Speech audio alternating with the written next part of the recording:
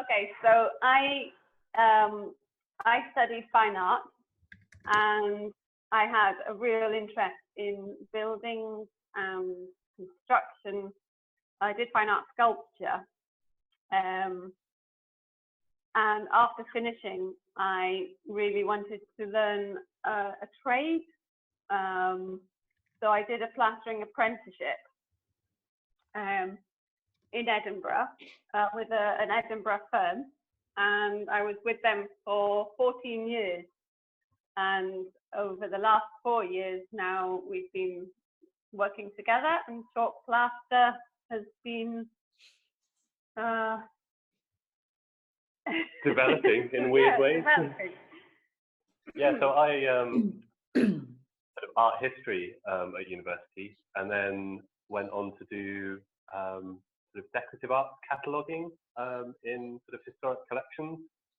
And obviously, while Fee was doing her apprenticeship, I was sort of getting interested in kind of plaster work as well.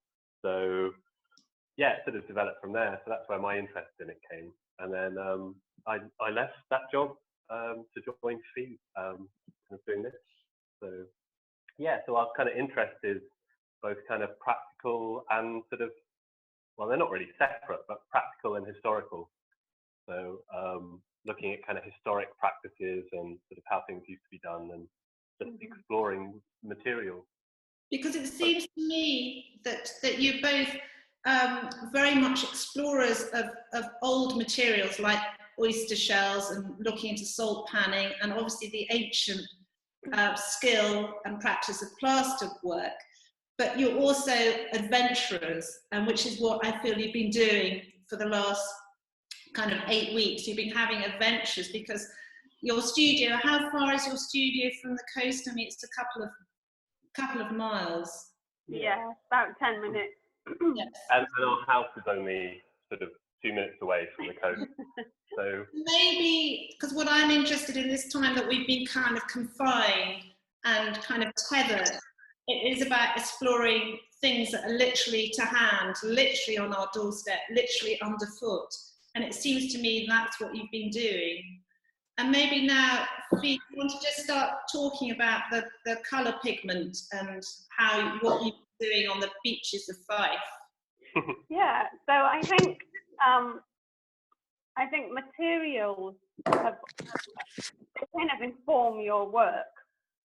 And I suppose learning as much as you can about your materials and understanding them helps you to know how to use them, especially in construction. I suppose materials, they don't exist on their own. They're part of the building. They relate to the building.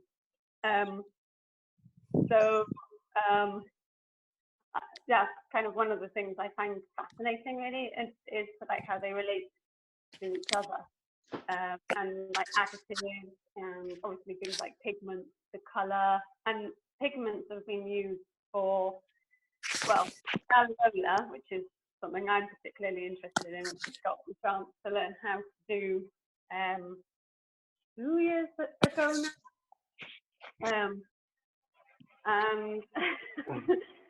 but so when you first started, what were you using? Yeah, well, I was using pigment from Italy. I learned how to do Scaliola with an Italian master who showed me so many skills to do with Scaliola. So inevitably, I bought pigment from the company that she used. But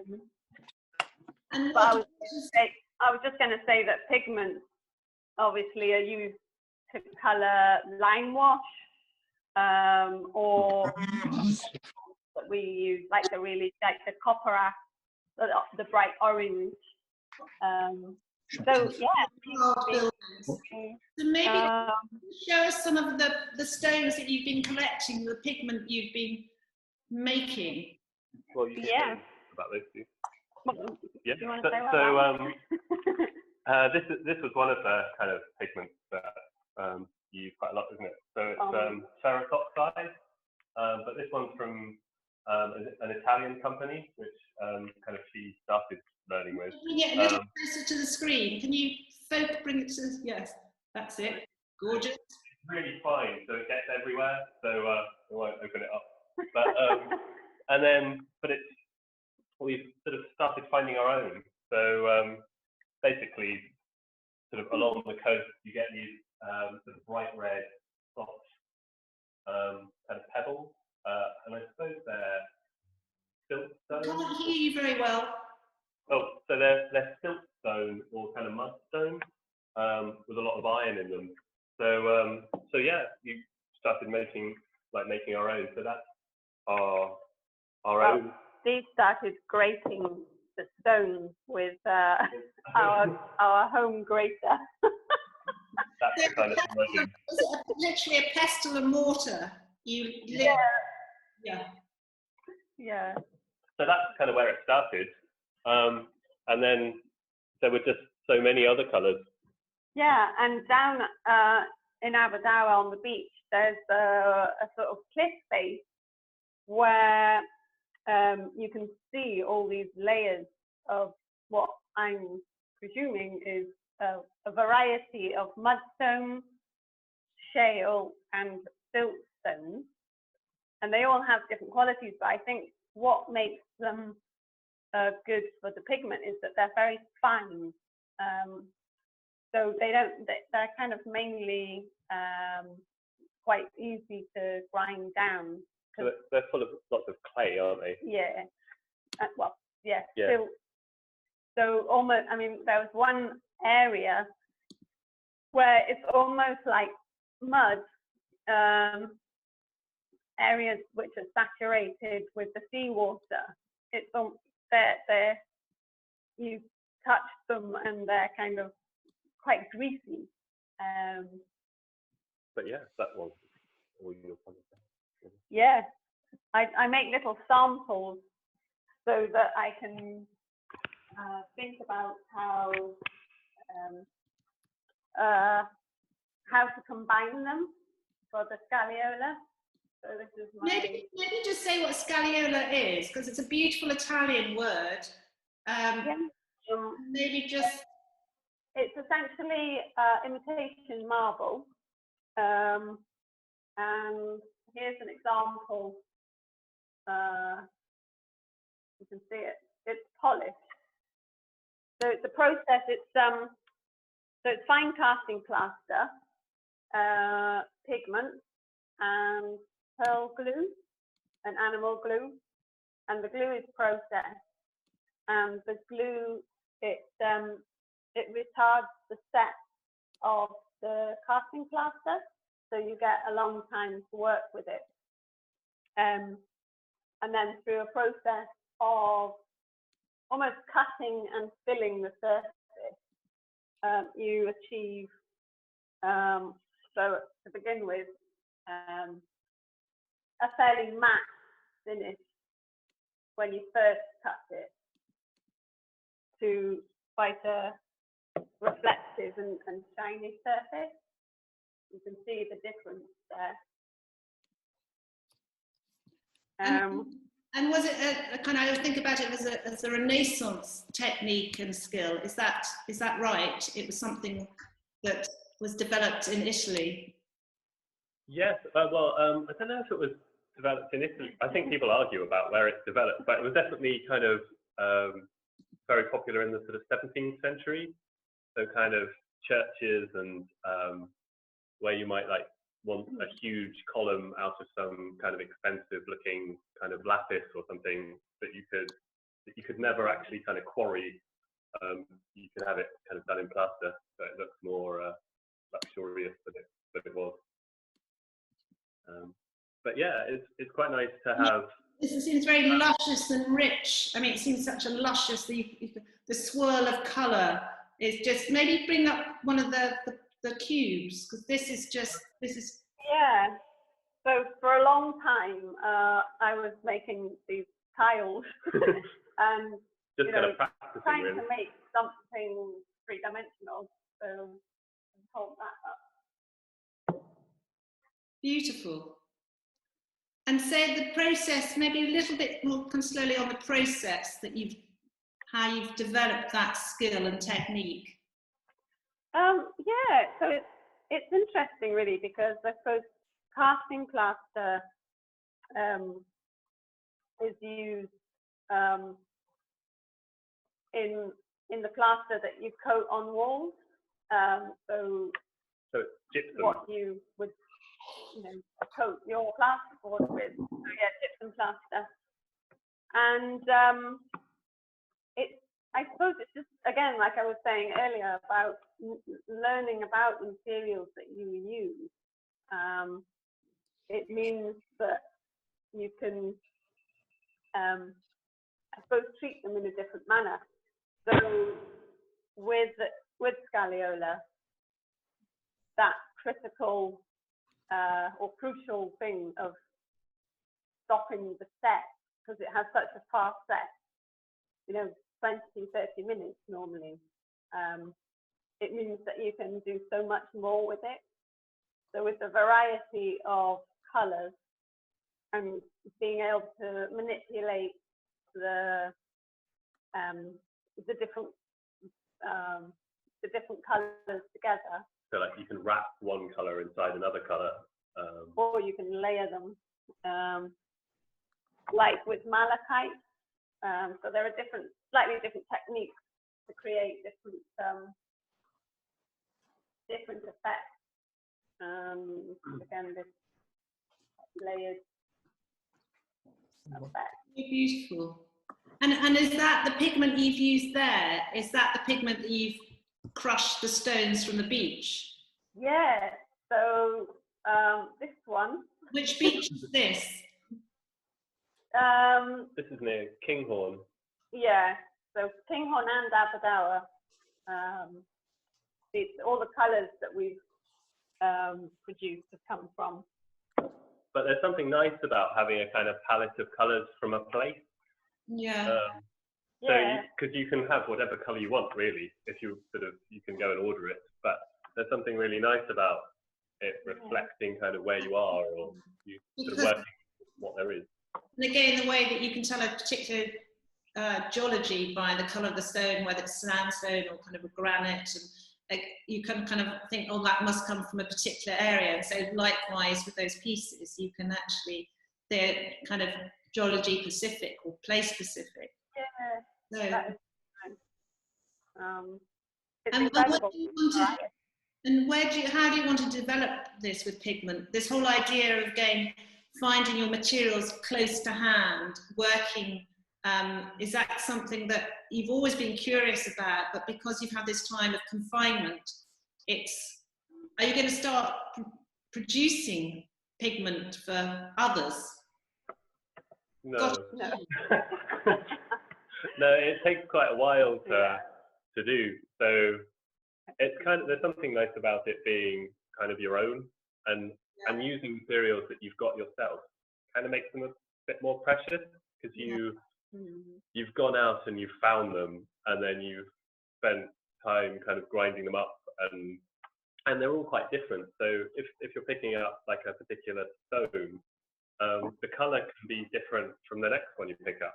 So we've got lots of little weird pops of kind of slightly different tones.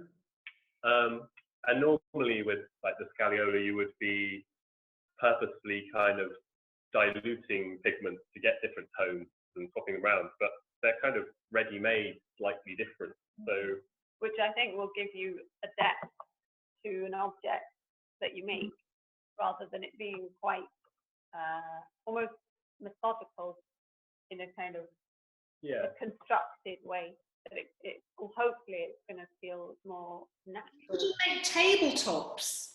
I'm thinking how with that kind of plastic, because I think of when they use marble, those kind of ornate console tables. How with plaster, how big an object or functional objects could you use this kind of Scagliola technique? There are that's the next thing that we're going to make. So we're just needing enough pigment to grind.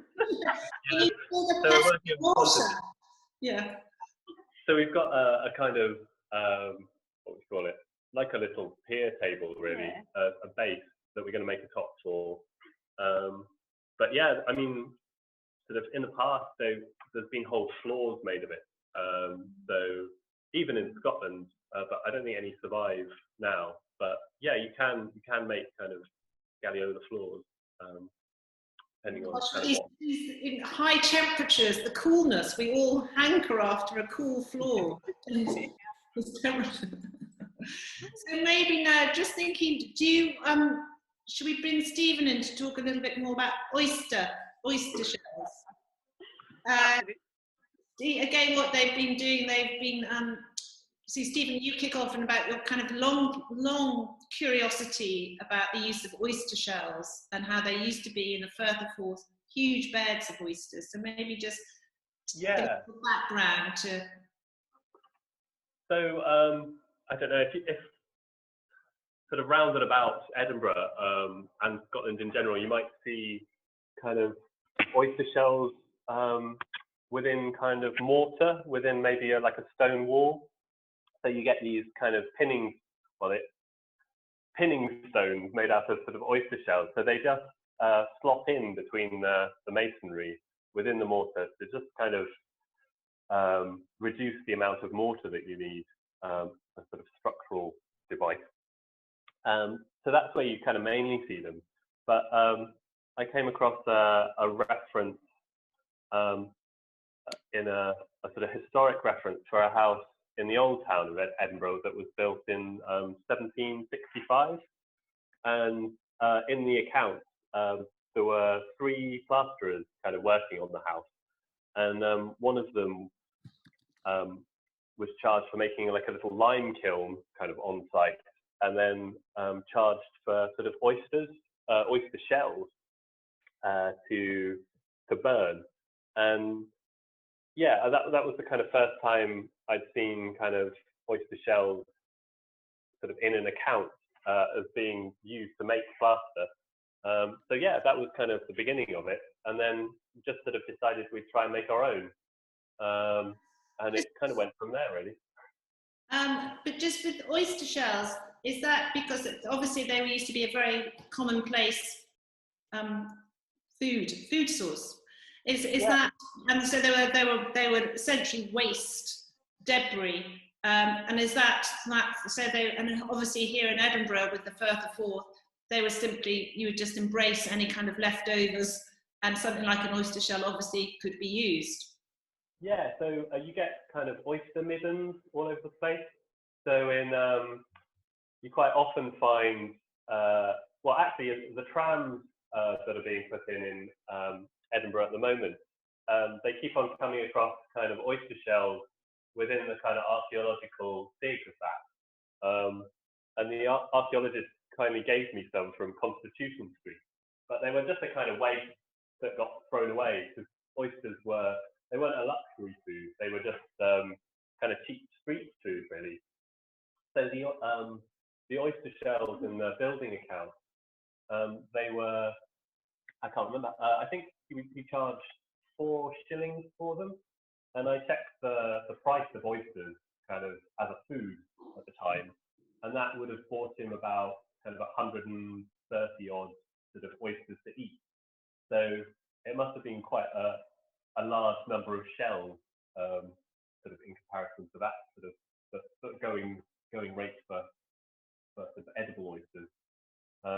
So yeah, they were just a waste material, but they basically got overfished in the Forth, and there were all sorts of kind of alarm bells ringing about over harvesting them, and just a kind of, it just continued, really. So in the 1950s, they were declared kind of, the native oyster was declared sort of extinct in the Forth, but they found a couple of pockets of native oysters in some kind of secret location.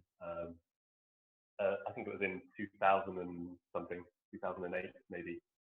So yeah, all the oysters that you get now are kind of farmed oysters, or there are different types.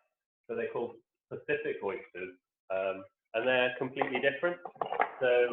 that's the shell of a Pacific oyster, kind of farmed one from Loch Fyne. So it's very kind of quite really nice colours, but quite kind of feathery and sharp.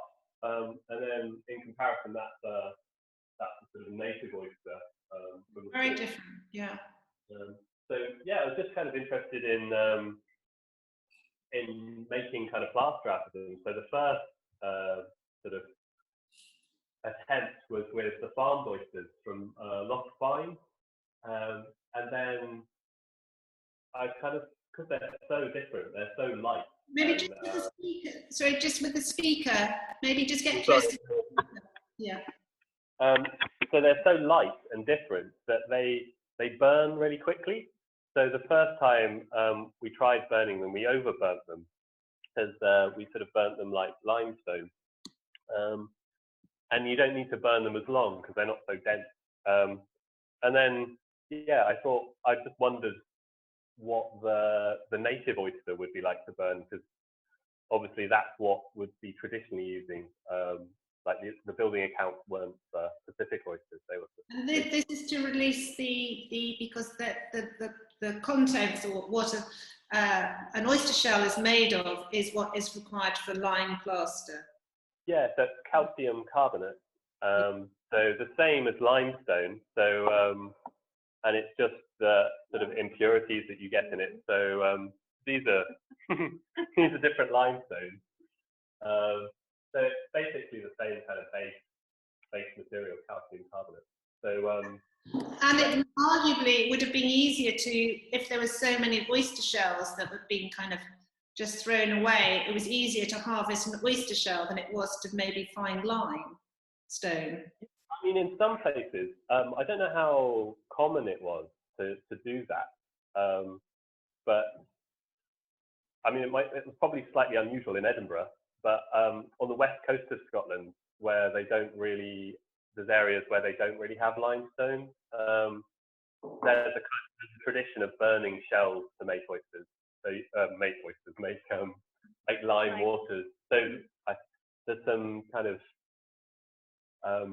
churches on, I don't know how old they are actually, but sort of old churches that are ruined on the west coast that still have kind of oyster shell lime kind of renders and things. So there is a tradition, and it's kind of all over the world. So in America, they have a tradition of something called tabby concrete, which is basically oyster shells burnt to create quicklime, and then they're mixed with sand and crushed oyster shells, and they shutter it and kind of build structures out of it. So Similar to concrete. Yeah, so like shuttered concrete. Shuttered concrete. Or like rammed earth. Yeah, thing. a kind of cross between the two, and yeah, so there's Sorry, cross between. cross between the two. So sort of shuttered concrete and rammed earth, like a bit of a. And yeah, there's kind of ruins of buildings in America that are still sort of 300 years old, made out of oysters. So yeah, we've kind of been burning them in a bonfire of oyster shells. So how do you, one would imagine an oyster shell is very difficult to burn. So how do you first burn your oyster shell to get?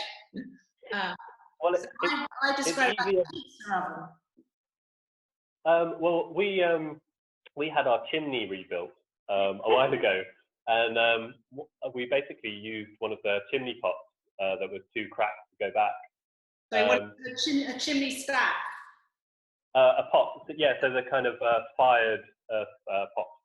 So yeah, so we just used that as a kind of makeshift kiln. So but we kind of insulated it as well. So yeah.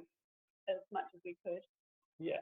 So and then you basically inside you stack kind of a layer of fuel and a layer of oyster shells and a layer of fuel, or that's what we did anyway. And yeah, and it works fine because the temperatures that you have to reach are sort of 900 degrees, so it's quite high. Degrees. But, yeah, hot is 900 degrees. Yes, that's how hot it is.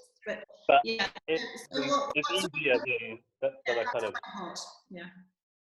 but a lot easier to get to that kind of temperature than sort of cooking a big lump of like limestone like that. Yeah. The heat all the way through quite intense. So yeah, kind of easier to do kind of in a makeshift way. Yeah. Like batching is easier like that. Yeah. If you want to make a small amount of mortar, for example, or quite simple. So. But yeah, I think so. Basically, this is well, we made lime putty out of the Pacific oysters and also out of the native oysters. So what happened? Maybe just go back. So once you've broken up the oyster shells, then you crush them, and you get. No. So you just burn them whole, and I don't know if there might be some photographs. I don't know if they're popping up, but yeah. There was once you've burnt them, basically they lose all their sort of carbon dioxide, and they turn white. So whereas like the Pacific ones are kind of purple in colour, they turn sort of pure white, and if you break them in half, they're white all the way through. And then yeah, so that's basically a kind of quicklime, and when you add water to them and slate them, they turn into sort of lime hydrate. So that kind of reaction can be really fierce. So I think, well, the first time we did it, we sort of overburnt them slightly, and they were a bit unreactive to start with. But when we did it with the native oysters, we sort of, I think we got it a bit more on point. And yeah, it basically the water, the sort of exothermic reaction heats up, and the water starts to kind of boil and bubble, and the oyster shells expand and just sort of disintegrate. Yeah, so it can be exciting. Because we do have some images. Let's see, because we've got a couple of images, haven't we? Let's see if Helen, we're just kind of juggling images and technology and Fife, Glasgow, Edinburgh, the world. So, so maybe show us that, so that the pot you have, that is in that pot. Oh yeah, so once you slate them, you can make images now. Maybe let's just wait till we. Well, that's the lime putty. So basically, depending on how much water you add to slate it, you can either slake it to a kind of powder, so it which is a sort of lime hydrate, or you can add like an excess of water, and it turns into a putty.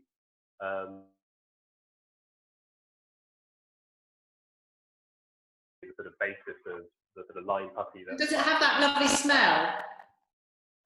I've got no sense of smell at all, sadly. I couldn't. Feet makes up for it. Sounds a bit like rubber. Yeah. Just a rubber pot. Not at the moment. But yes, it does. I mean, it's a lime putty. So yeah, it will have that same smell. Yeah. So, as a mortar. So it's going to be kind of interesting to use. See how it's well, ideally, what is it? I always think of putty being used for windowsills or putty in glass. What would you? Because that's obviously quality putty. You're not going to just you don't have first found your oyster shell. How are you? What's your putty for? Well, so basically, you can make a plaster out of it. So sorry, catch that. Oh, you can make a plaster out of it.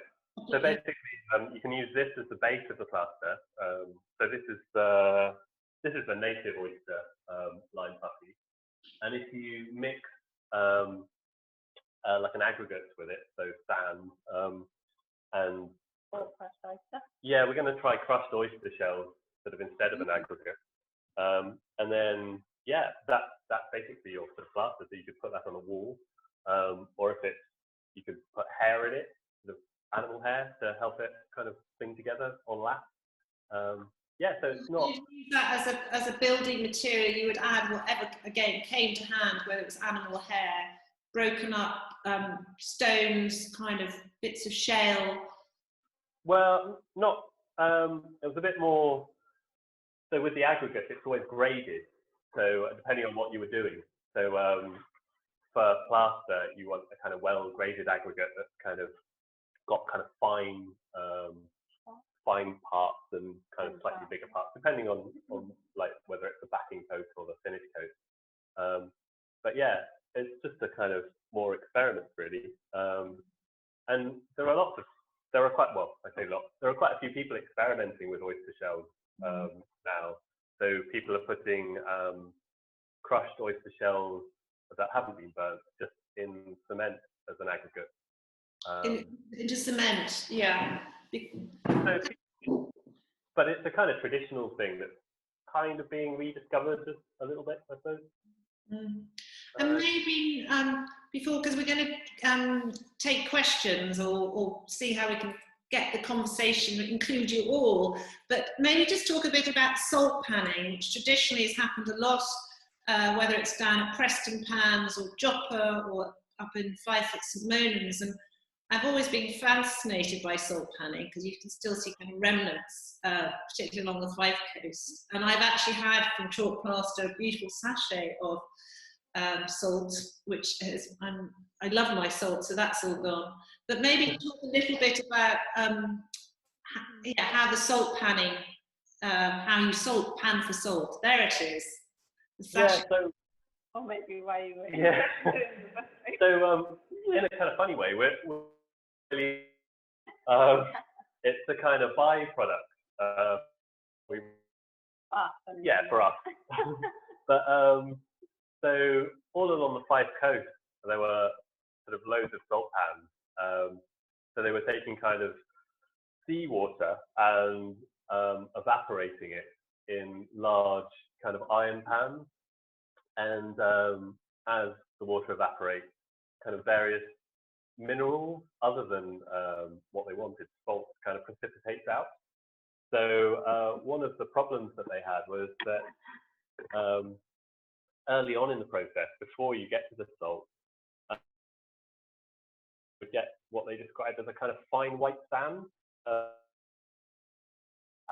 And they would kind of take it out and try and get rid of it before the salt formed.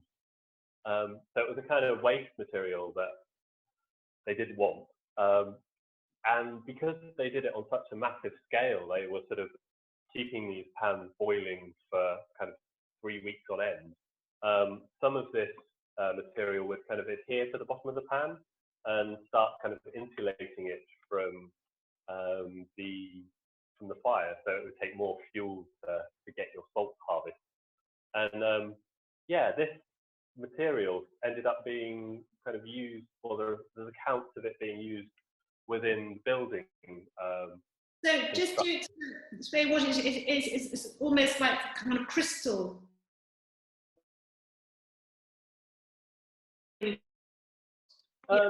Well, it's hard. Well, there were. The crystal formation is salt. Yeah. So on the top, so it basically forms sort of before the salt.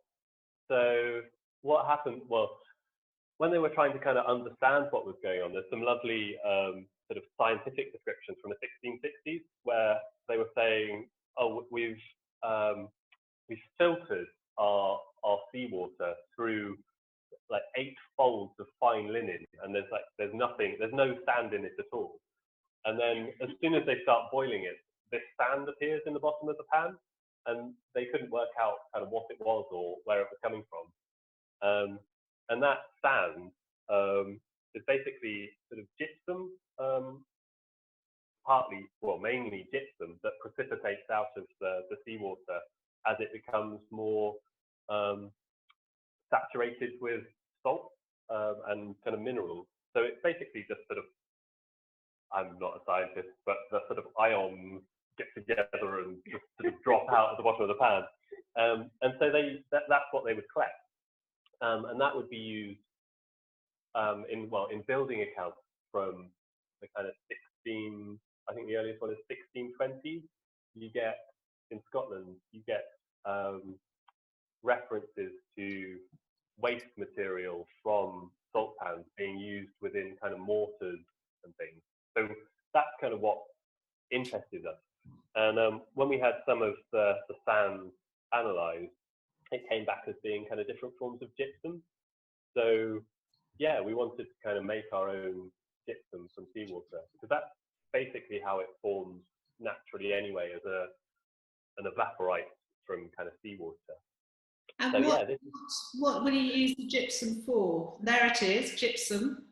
I've got kind of ridiculously high hopes for it. I'd expect nothing less. But whether I can realise any of them is another thing. So this is basically the kind of sand form of it. So that's the kind of salty It's a liquid, it's a creamy liquid. Yeah, it's kind of gravelly. So actually, that's the sort of sand version. And then you also get these kind of gypsum forming kind of within the pan as it's kind of bubbling. So it kind of gets together and sort of adheres. So that's the bit that kind of forms within the pan. But there's references to it looking like kind of thick ice. So it was ice. looking like thick ice, so slightly translucent at the bottom of the pan, and being up to kind of 4 inches thick. So I want to kind of create things through evaporated seawater that have that kind of quality. Whether it's possible or not, I don't know. But what's the dream? To kind of basically cast objects sort of out of seawater in mineral gypsum, and it is a kind of it's a funny one, because it's a problem within like industrial processes. So you get in or actually sort of in the North Sea, the kind of North Sea pipelines, they use seawater to kind of cool things within these pipes, and they get these big crusts of gypsum or sort of calcium sulfate forming, and they basically close up the pipe, and they have to kind of flush them with chemicals and all sorts of things to get rid of it. That's basically what I want. So what everyone else kind of struggles to get rid of, I'm really struggling to create. And you did mention the other day you'd like to build some sort of monument memorial to oysters, the Firth of Forth oyster. Is that something? Yeah. Do you like eating oysters? That's what I mean. No, never. Like, we've had a couple, and yeah, not really for us. But I think because all these shells that we pick up they're basically kind of remnants of something that's gone and will never be back. So in the Forth, it's estimated that the sort of oyster bed covered about 50 square miles, and that will never return. So all the oyster shells that sort of wash up on the beach and things are kind of like a reminder of that sort of gone. 150 years old, even older, those oyster shells that you've gathered from the beaches of Fife, they could be... Yeah, it really depends on kind of, I mean, they survive really well in sort of archaeological deposits, so they can be sort of, 1,000 years old or something in archaeological deposits, but I don't know in the sea how they survive. But yeah, so if you're going to use them, it kind of feels like you should make something that kind of reminds people of that whole story, really, because it was like an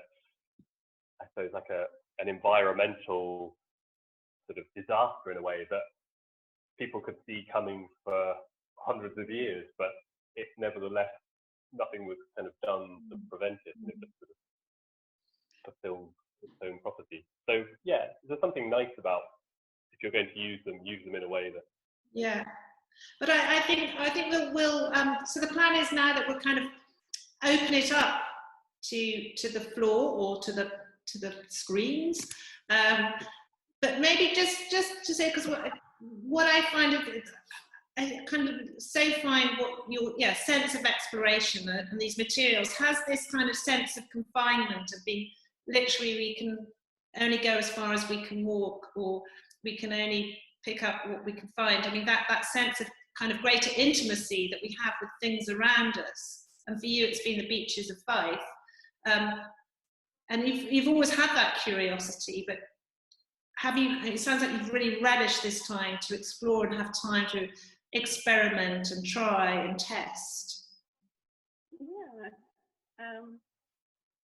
I think because we are quite reflective, I think, in general, but having this time certainly, well, gives you the time to think about materials. I can't hear, maybe the speaker just a bit further away. There it is. Yeah, I was just saying that we are quite reflective in general, but I think this time is, well, it's given us the opportunity to think about it and maybe to actually act on things. I think it's been a bit more, I'm a bit more of a sort of weird stress person. So for me, it's been a kind of, I suppose, like anxiety that this is your opportunity to get things done. So if you don't kind of do it now, then, you know, things will get back to some kind of normality and that will be it. And you'll have missed your opportunity. That's more me. You've got to start building your edifice. You've got to see it on the coastline. But maybe I should say, Ffion and Stephen also worked fairly recently on the Willow Tea Rooms in Glasgow on Stockley Hall Street that has recently reopened, and worked with a huge team there restoring all the plaster work there. And you recently did a house in the Borders. So again, this sense of working with historic buildings, or kind of 19th, 20th century to further back, and then this kind of sense of new materials, and also what you've worked in. Maybe just say a few lines on the plasterboard. Yeah, plasterboard. Oh yeah. Plasterboard. So plasterboard. yeah, so plasterboard recycling. So yeah, like plasterboard now. Okay, just again, it's a bit. Oh. Yeah, maybe just. Yeah. Yeah, so plasterboard is everywhere. If you're not in a sort of historic building, and it's composed of basically sort of gypsum plaster and all sorts of additives to improve its performance. So quite often they have little bits of glass fiber in them, starch and kind of potassium additives and all sorts. But you're supposed to recycle plasterboard. It's not allowed to go into kind of open dump, basically landfill, because there's a reaction that can happen if it's mixed with sort of biological material, where it creates basically toxic gas. So yeah, plasterboard should be recycled, but it can be quite difficult to know what to do with it. So it quite often ends up either in cement or as a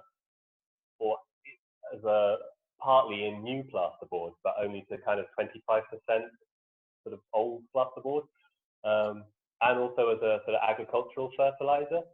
But yeah, we were kind of interested in doing something more interesting. So we, during the lockdown, she has rearranged part of the workshop and took some partitions down and stuff. So we reprocessed some of the plasterboard and cooked it in our kitchen and made it into a kind of lampshade. So we're looking into kind of lampshade there. Let's see. Somewhere. Yeah. So we're going to kind of do more of that, but not recycling our own, because it's quite an epic sort of undertaking. Okay. Yeah, so beautiful. So it's recycled plasterboard and brick dust. So a kind of building material lampshade. Yes, recycle. Yeah. Brick dust is recycled plasterboard. But yeah, so we've got plans to do kind of more exciting things, but using sort of recycled plasterboard from a plant rather than spending hours grinding. and cooking ourselves. I mean, what do you cook in the kitchen that's edible? Actually, yeah, quite nice thing. We're not too bad. So. Just wondering what's in your pestle and mortar any time. What's been ground up, a bit of plaster.